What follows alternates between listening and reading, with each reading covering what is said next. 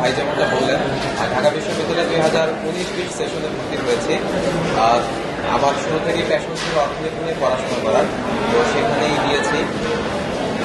আমার আসলে আলাদিন আবির ভাই যেমন বললেন যে তার উপর ফিজিক্যাল এবং মেন্টাল অ্যাসল্ট দিয়েছে, আমার ক্ষেত্রে বিষয়টা অন্যরকম হয়নি।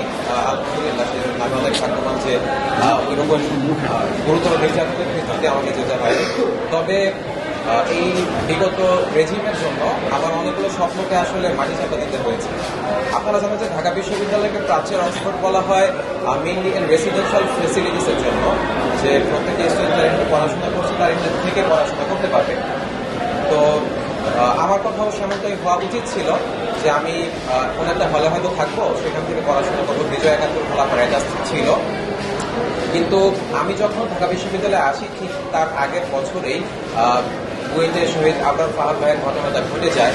তো আমি যখন বাসায় শেয়ার করি যে হলে উঠবো কিনা, তখন বাসায় আপু এবং যাদের সাথে পরামর্শ করা হচ্ছিল আত্মীয় স্বজনের সার্কেলের ভিতরে সবার একটাই কনসার্ন ছিল যে এর মাত্র আগের বছরটাতেই এত বড় একটা ঘটনা ঘটে গেল।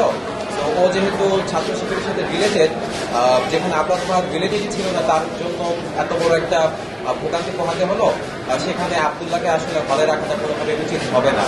তো যার সাথে আলোচনা করছিলাম এবং বিশ্ববিদ্যালয়ের যারা সিনিয়র ছিলেন কিংবা আমাদের ফ্যামিলি রিলেশনের দিক থেকে অনেক বিশ্ববিদ্যালয়ের টিচারদের সাথে আমাদের সম্পর্ক ছিল, সবাই এক বাক্যে আসলে বলেছে যে আবদুল্লাহকে কোনোভাবেই হলে উঠতে দেওয়া উচিত হবে না।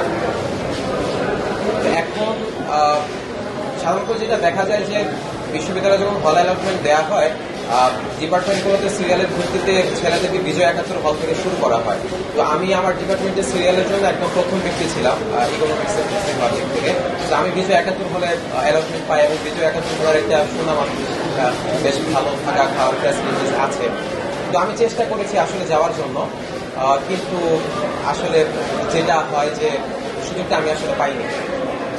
তো যখনই মাঝে মাঝে হয়তো মনে হলো যে হলে থাকি, কিন্তু ছাত্রলীগের এই শোডাউন মহড়া, তারপর বিভিন্ন সময় দেখা যেত যে গেস্ট রুমের যে অবস্থাটা, আমি বাসায় ছিলাম, তো গেস্ট রুমের এই মানসিক নির্যাতনটা সহ্য করা, সেইখানে যে অশ্রাব্য কথাবার্তাগুলো শোনা লাগে, কিংবা রাত বিরাতে 2টার সময় বের করে দেওয়া হয় পুরো ঢাকা ঘুরে আসার জন্য, এই বিষয়গুলো আসলে একসাথে গিয়ে আমার পড়াশোনা কন্টিনিউ করা, এটা কখনোই আমার জন্য আসলে সম্ভব ছিল না।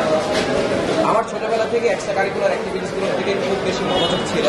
আমি প্রচুর খেলাধুলা করতাম, তারপর ডিবেট কিংবা এই জায়গাগুলোতে আমি খুব এনগেজ থাকতাম আর কি। তো আমার চিন্তা ছিল যে আমি যখন ঢাকা বিশ্ববিদ্যালয়ে ভর্তি হইনি, তখনও আমি তো একবার ঘুরতে আসি, সেন্ট্রাল ফিল্ডটা দেখে আমার খুব ভালো লাগে যে আমি ভর্তি হওয়ার পর এখানে খেলবো।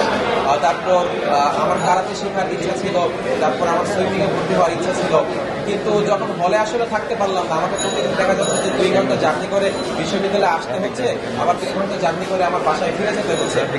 এই একটা কাজেও না সুইমিং, না ডিবেটিং, না বিশ্ববিদ্যালয়ের সেন্ট্রাল ফিল্ডে খেলার সুযোগ আমার ভাগ্যে আসলে কোনোটাই জোটে না। শুধুমাত্র ওই সকালে